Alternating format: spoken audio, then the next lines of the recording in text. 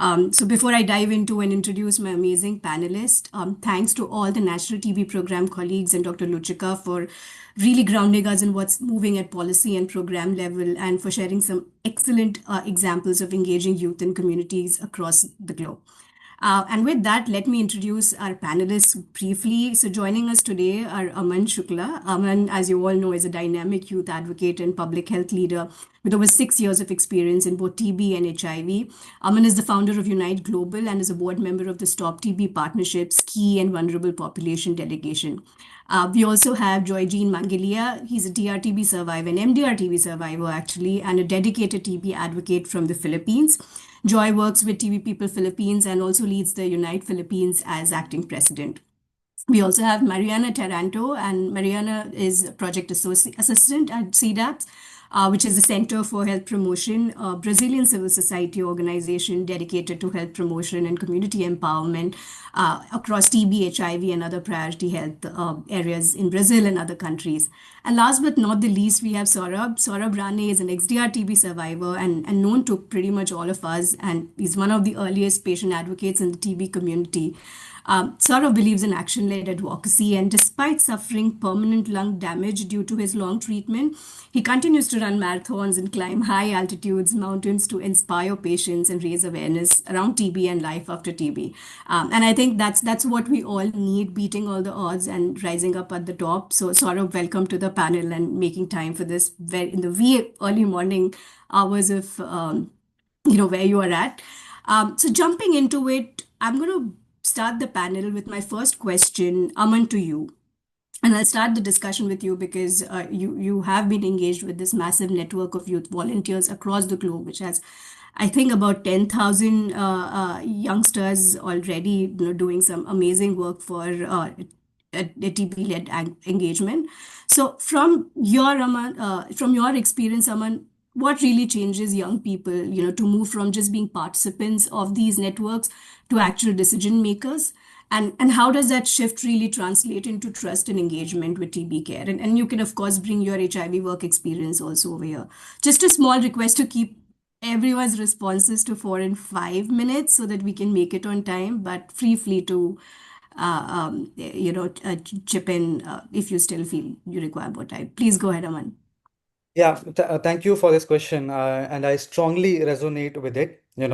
I completely agree that young people are often invited into the TV spaces as beneficiaries or participants most of the time.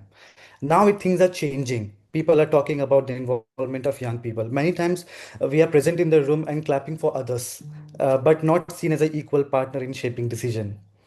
At the same time, I also want to be honest that it is not only a gap from one side. In some cases, young people have also not been given the opportunity or support to demonstrate impact. But we must ask, how can we impact, like how can impact be demonstrated if opportunity, space, skills, and most importantly, capacity building are given intentionally created for us, you know.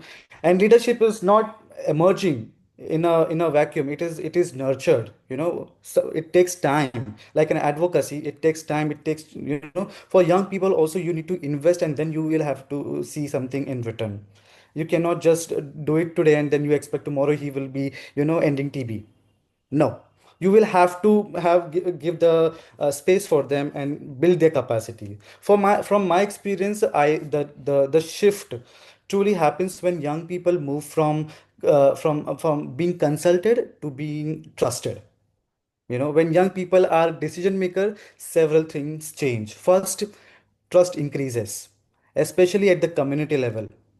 Young people speak the language of their peer, understand real barriers to adherence, stigma, mental health, the most important thing that people don't talk, but it is there, and access, and are often the first point of connection of the people is navigating for TB care.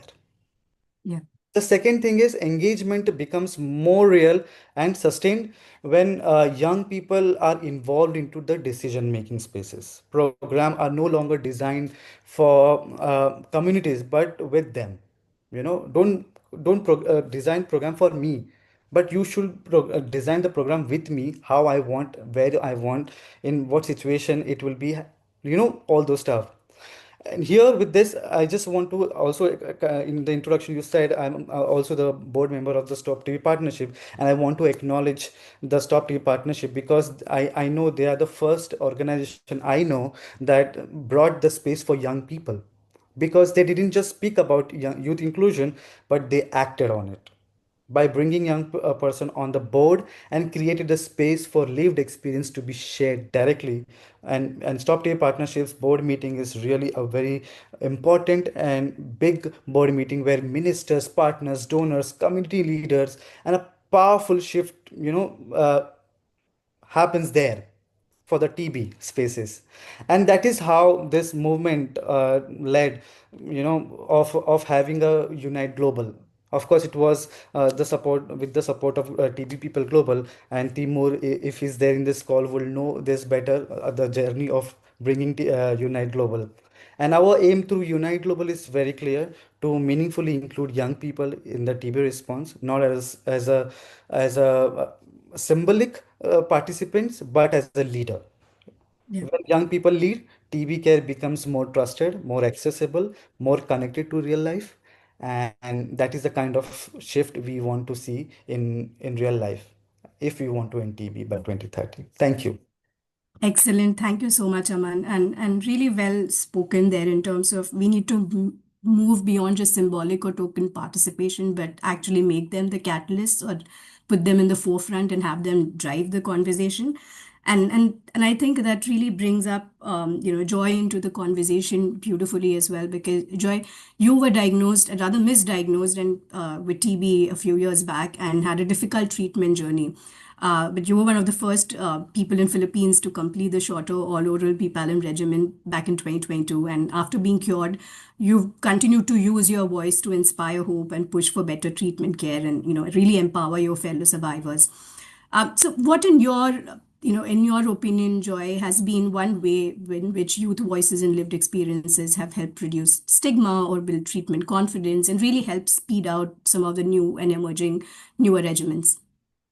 Okay, I've been working for almost 2 years. Yeah, two years in TB space as an active advocate of TB People Philippines and Unite Philippines. So I believe our youth are the future of healthcare. So you don't have to be a professional nurse or doctors or work in a hospital to be a caregiver. So I do believe that caregiving starts at home. I think our generation right now are very aggressive, aggressive and very proactive or more aware in terms of advocating platforms that supports affected TB communities. The more help is available in the market, the more people feels the care and support that every community deserves. That exactly what our young people are doing right now. So they're using their voices and their connections to show the world that there's community ready to help, inspire, and support. So I am as a survivor, I make sure my story or our story as a TB patient, as a TB survivor, is not only shared with people but also felt and heard with our leaders and with our governments, not only in the Philippines but globally. So that is why I'm here in front of you guys to share my voice, my story, and what I'm asking for. The diagnosis there and the numbers are continuously increasing, but the treatment regimens is still missing and inadequate, especially in the Philippines where corruption is very rampant right now. So sadly to say, but I'm still hoping, and I hope that the steps we are taking right now will continue to thrive and will not be the same step we took yesterday for us to end the cycle that we used to have. In the Philippines, tigilan na natin ang bulok na sistema, wakasan ang tuberculosis, or I might say in English, stop the dysfunctional system and the tuberculosis. Thank you. Thanks, Joy. I mean, and thanks for bringing the country level perspective also. And I don't think that's limited only to the Philippines. It's definitely a global challenge. And I think that again brings me to Mariana, because Mariana is working with CDAPs, of course, but they also work in favelas in Rio de Janeiro and work with a demographic that is otherwise, if you would say, difficult to kind of do these kind of advocacy-based activities in. And therefore, Mariana, I would love to hear from you. CDAPS has been doing this for both TB and HIV space for years now. Could you share what community or youth-led approaches have, proven most effective for CDAPs in building that trust with young people? Because I think that's one important flavor that needs to come in when you're working, especially in difficult settings. And as Joy put, this generation is very aggressive, so that also calls for having those agile activities that can actually bring in that difference. So, Mariana, over to you to share your thoughts and perspectives on how your experience has worked, especially in the context from Rio.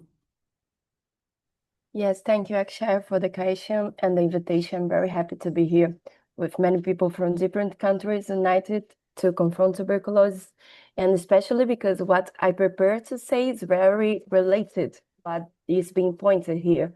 That is the importance of youth and community-based strategies. So how you already said, my name is Mariana. I'm part of CEDAPS, that is a Brazilian civil society organization that has been working for over 30 years now to promote health and straight community-based initiatives, especially in favelas and peripheral urban areas. And now I'm speaking from Rio de Janeiro. So to talk about tuberculosis in Brazil is essential to begin with the context.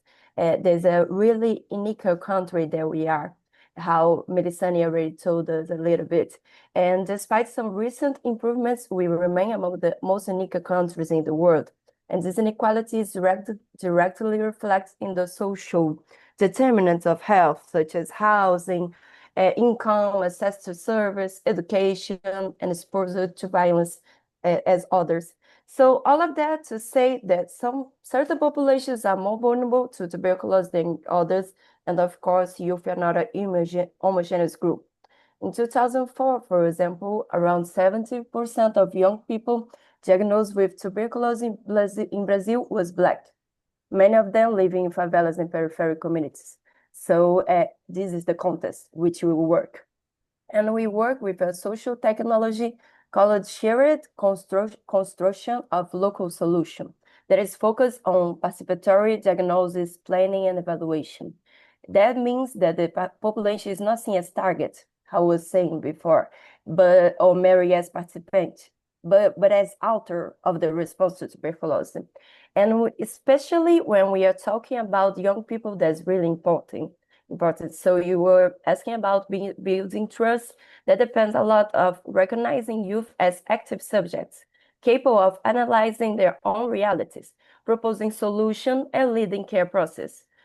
So when young people, as me, I'm putting myself as a young people, see themselves as protagonists, trust, engagement, and adherence increase significantly. So in practice, this approach is related into several key strategies. One of them is the co-creation of action plans with young people based on the challenges and priorities they all identify in their territory. Another very powerful strategy is peer education. So young people talking to other young people using accessible language. So we are talking about treatment literacy grounded in a shared experience and mutual identification that is really important to translate scientific information into everyday knowledge. We also use conversation circles, workshops, educational games, and collective listening space. And in addition, there is a big effort to bridge youth, communities, and health servers, helping to reduce historical barriers to access the public health service here. And another key aspect is that all strategies are culturally adapted to the audience and the territory. So there is no single formula that I can pass. Actions always must reflect the local language, cultural expressions, and the interests of young people in each community. So now I'd like to share for a little bit a few concrete examples of strategies created by young people that we work. Let's see if I can share my presentation here now. Yeah, I think I can. Are you seeing what I'm showing? Yeah. Okay. So this is a strategy created by a young partner that we work based in an action plan that we created together. He did some meetings with other young people to talk about tuberculosis, treatment, symptoms, stigma, and change experience. And he did that based in dynamic. So he did a quiz asking how is the treatment made? And you had a lot of options. So it's a really dynamic way, playful way to talk with the youth. In a favela called Vila Kennedy, here in Rio de Janeiro, we had a partner doing a TB graffiti to talk. Here is writing, tuberculosis has cure. And it's writing information, vacuum, SUS, there is our health system, universal health system, health prevention. So it's a way to bring art to talk about tuberculosis information. Here we have a really creative strategy that is called informational umbrella, that you hang a lot of notes with important informations about tuberculosis in an umbrella, and the young people, anybody that is passing, pick a number and read the information that is respected to that number. And there you start a conversation about that information. It's a really good one because you don't need a lot of resource to do that. In the place that we work, in favelas, peripheries, a lot of time you don't have a lot of resources. So it's a simple and playful way to pass the information. We have also working with edu communication that is developing the informational materials with the young people.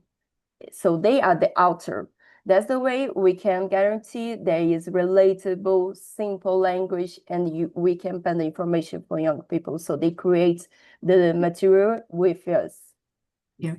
And to end, of course, we are investing a lot with informational for social media. That is where a lot of our young people are spending their time today. So doing videos, reels, and cards and other things.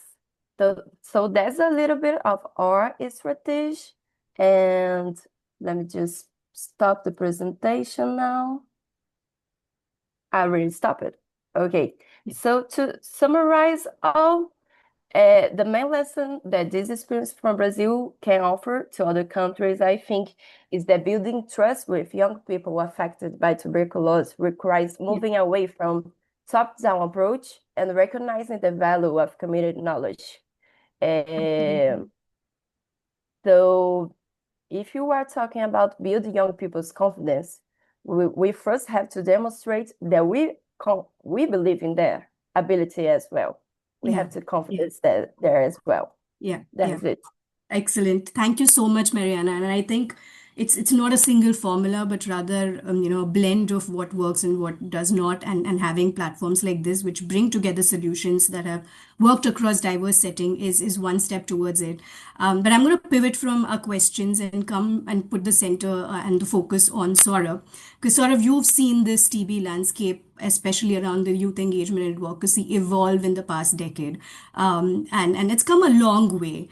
But today there's a boom in really using of tech and social media solutions by youth, right? We have around 6 billion people using the internet in 2025, and a major chunk of this is youth between the ages of 15 to 24. And building on what you've heard today from all our previous speakers, as well as the NTPs and Dr. Luchika as well, I would like you to bring the focus on how tech can still fill that, that little gap that still remains, because despite all the work that has happened, that there still seems to be, that last mile that needs to be bridged so that young people affected by TB feel that they're connected, supported, and really able to cope with their treatments, not just while they're on treatment, but post-treatment as well. So the floor is yours. Love to hear your thoughts, Saurabh. Sure. Thank you so much. I think, firstly, I want to agree with all the panelists on what they spoke. The youth is aggressive. The youth is energetic. We definitely need trust and we need a voice. So thanks for putting this together. What I can say about tech is tech can give you an opportunity to really amplify the work that you're doing. You no longer need 60,000 people doing all the things that they're doing. You can use a lot less people and do a lot more. In an age where YouTube knows which video I want to watch next, if we are not able to get information at fingertips real time to patients, especially young people who are using tech, then we really need to look ourselves in the mirror and ask, what are we doing? Because the world is progressing very, very quickly. So I would just say three things that tech can do very well for us. The first one is access to information. Just want to really batter that down. Let's get the information. Let's make sure it's correct, because a lot of large language models hallucinate even now. So we need to develop something that brings the right information from the right source in the right language that people want, in a way that reaches people. So you have bots, you have LLMs, everything that can work on text messages as well as their own softwares.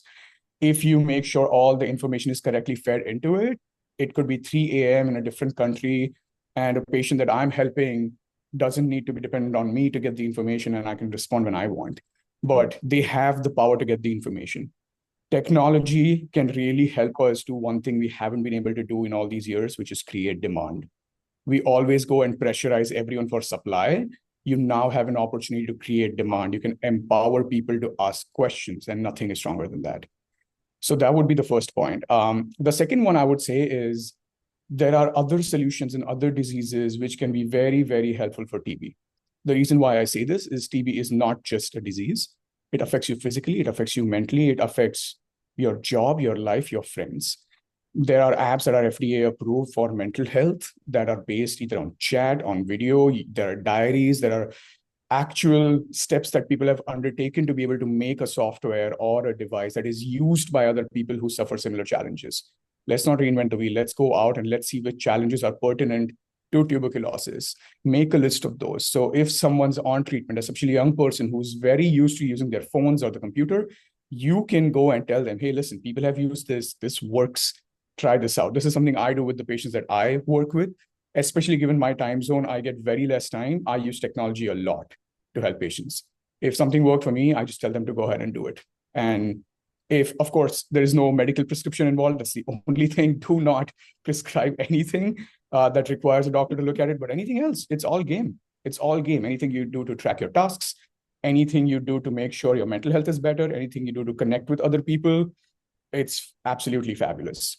So second would be just map out what's existing. Don't reinvent the wheel. There is a lot of tech out there sitting and waiting to be used. And third thing is a little different than the traditional route, which is build people's capacity. Builds people capacity to be able to go back to their own lives. A lot of patients that I have worked with, I've actually asked them to take online courses. You have 2 years of treatment. You can't work well in the next 2 years, become one of the best programmers that you can.